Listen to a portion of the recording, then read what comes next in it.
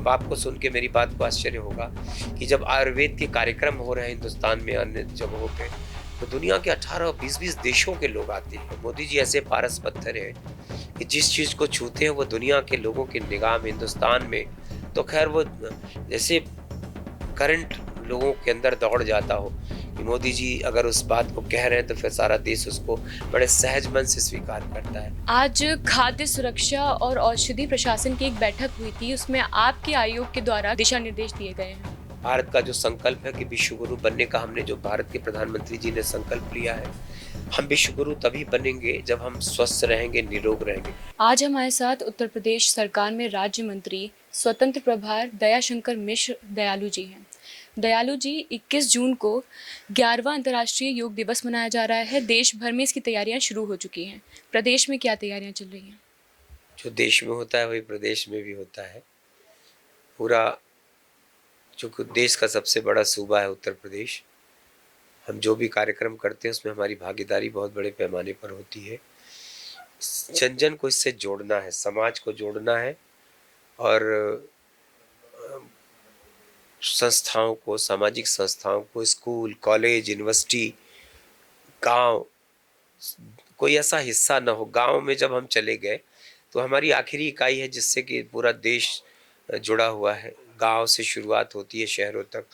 तो गांव गांव में भी प्रमुख मंदिर, नदी के किनारे, तालाब, पोखर के किनारे, जितने भी महत्वपूर्ण धार्मिक स्थान हैं उनके तटों पर, उनके किनारे, उनके परिसरों में। तो इस तरह से जन जन को जोड़ने के लिए ये योग सबके लिए है। तो समाज को जोड़ने के लिए शायद इससे अच्छा कोई माध्यम नहीं है। हम बधाई देना चाहते हैं देश के यशस्वी प्रधानमंत्री जी को कि उन्होंने योग को, भारत के उस प्राचीन सनातन विधा को सारे विश्व में स्थापित करा दिया।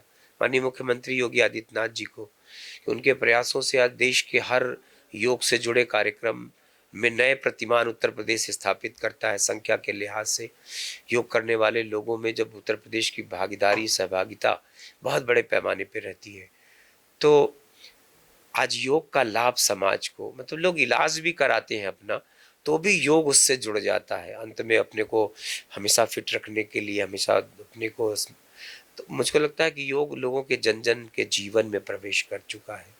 और आज जिस दिन योग दिवस होता है 21 जून, ये साल का, वर्ष का सबसे बड़ा दिन होता है। और उस दिन जब हम सारी दुनिया के लोगों को संसार के हर महत्वपूर्ण स्थान पे, हर महत्वपूर्ण शहर में, हर महत्वपूर्ण देश में, संयुक्त राष्ट्र से जुड़े हुए जितने देश हैं दुनिया के, उन सब में योग करते हुए, और सबसे बड़ी उपलब्धि ये है कि इस दुनिया के तमाम वो मुस्लिम देश भी जुड़े हैं। तो ये मोदी जी का करिश्मा है कि उन्होंने सारे संसार को इस विधा से जोड़ दिया। उन्होंने अभी ध्यान को भी जोड़ने का संकल्प उन्होंने लिया है। उन्होंने मोटे अनाज को श्री अन्न का नाम जब से दिया है। मोदी जी ऐसे पारस पत्थर हैं कि जिस चीज को छूते हैं वो दुनिया के लोगों की निगाह में, हिंदुस्तान में तो खैर वो जैसे करंट लोगों के अंदर दौड़ जाता हो कि मोदी जी अगर उस बात को कह रहे हैं तो फिर सारा देश उसको बड़े सहज मन से स्वीकार करता है। आज मोटे अनाज का वर्ष संयुक्त राष्ट्र ने 2023 को घोषित किया था। तो अब मिलेट्स घर की आवश्यकता बन गया, ज़रूरत बन गया है। 5 स्टार होटल की वो सामा की खीर से लेके और एक सामान्य घर में बनने वाले बाजरे की रोटी तक, तो ये मिलेट्स, तो मुझको लगता है कि उन्होंने विकास के साथ साथ विरासत को सहेजने का जो संकल्प लिया है वो आने वाले दिनों में फलीभूत होता दिख रहा है। देश की सनातन परंपराओं को जिस तरीके से उन्होंने सारे संसार में स्थापित किया, भारत में भी अपनी उन जड़ों को तलाशते हुए सारे विश्व का ध्यान आकर्षित किया है। तो मुझको लगता है योग ही वो विधा थी जहाँ से शुरुआत हुई है। और आयुर्वेद, आयुष का मंत्रालय बनाना, 9 नवंबर 2014 को सरकार बनी केंद्र में, तो मैंने कहा ना कि चांद पे जाने, मंगल ग्रह पे जाने की बात भी हो रही है और आयुर्वेद के मंत्रालय की स्थापना भी हो रही है आयुष के मंत्रालय के रूप में। देश की सारी प्राचीन इलाज की पद्धतियों को इंटीग्रेशन के साथ एक जगह जोड़ देना। आयुष में होम्योपैथ भी है, यूनानी भी है, सिद्ध भी है, सुवारिकपा भी है, योग भी है, प्राकृतिक चिकित्सा भी है और आयुर्वेद भी है। सारी वो विधाएं हैं जो हजारों हजार साल से इस देश में लोगों के स्वस्थ और निरोग रहने का माध्यम थी। तो कहीं न कहीं से योग को बढ़ावा दिया, आयुर्वेद को फिर से सारे संसार में। अब आपको सुन के मेरी बात को आश्चर्य होगा कि जब आयुर्वेद के कार्यक्रम हो रहे हैं हिंदुस्तान में अन्य जगहों पे, तो दुनिया के 18 और 20-20 देशों के लोग आते हैं। खुशी इस बात की होती है कि जहाँ भारतीय रहते हो वहाँ तक तो ठीक है, जिन देशों में भारतीयों की संख्या भी बहुत नगण्य है, वहाँ भी भारत का आयुर्वेद पहुँच चुका है। तो हम बधाई देना चाहते, मैंने कहा ना कि 21 जून का इस बार का विश्व योग दिवस का कार्यक्रम बहुत ही ऐतिहासिक होगा, शानदार होगा। एक नई थीम के साथ हम लोग उसकी तैयारियों में लगे हैं।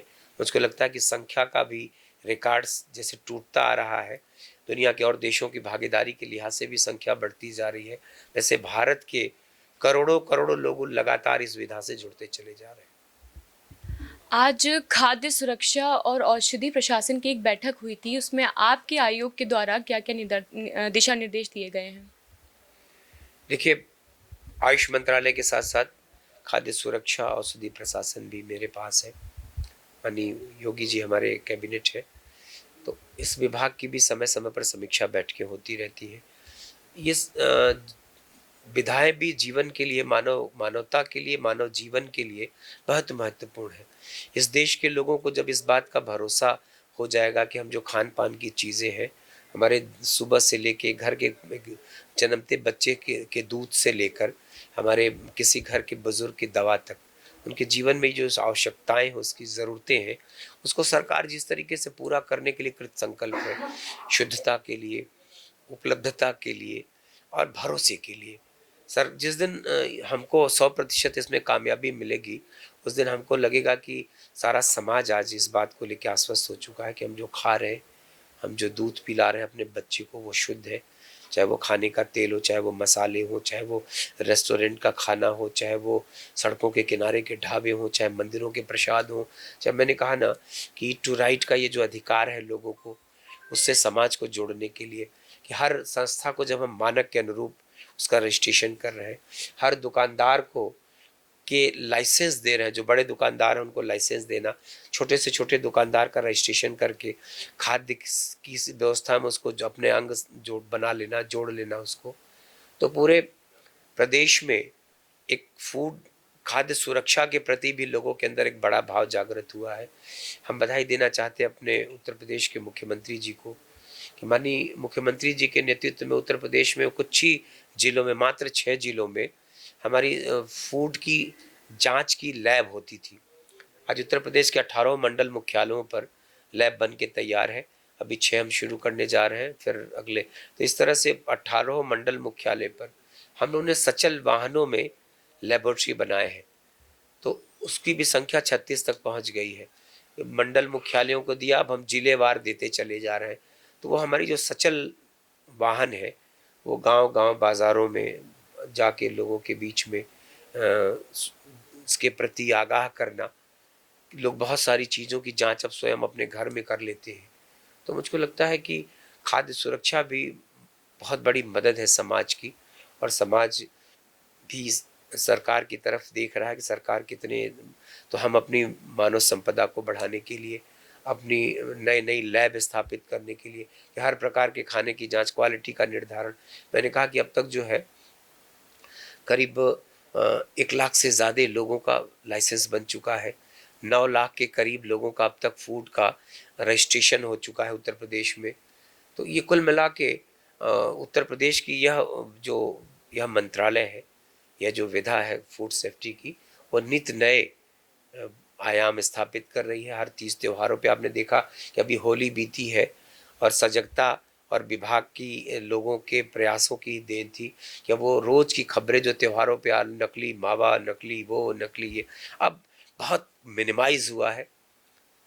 तो हम जैसे माननीय मुख्यमंत्री जी का उत्तर प्रदेश में ऑक्सीटोसिन बिकता था, हर लोग गाय को लगाते थे दूध के लिए, अब उसको भी बहुत समाप्त प्राय है वो।